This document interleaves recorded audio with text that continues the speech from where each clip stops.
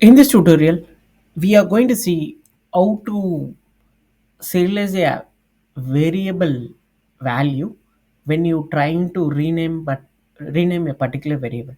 For example, you have one variable called public float speed. Okay, speed. So this speed we are defining here. Okay, 4.9.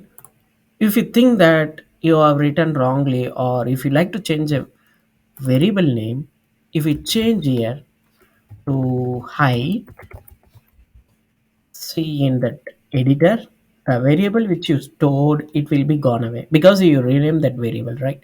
So in order to avoid, while you doing a rename, you can't able to copy and paste, or you can't able to write a notes. In order to avoid, and yes, in order to do this functionality without losing that serializable, that value, you can do one format called serializable.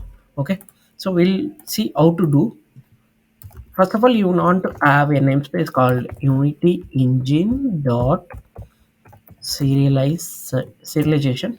Okay, so this is the variable you are going to rename. Okay, so what I'm going to do, I'm going to have one attribute called formally serialized as.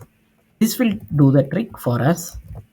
Within the double quotes of that, you want to have the variable which we like to going to change. Okay, so right now, if you see that it's showing that height, so I'm giving the height which I like to change to 0.5.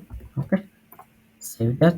So if I like to change the height to some other thing like speed, I can able to see that variable values, it will be same, but the variable name only will be changed.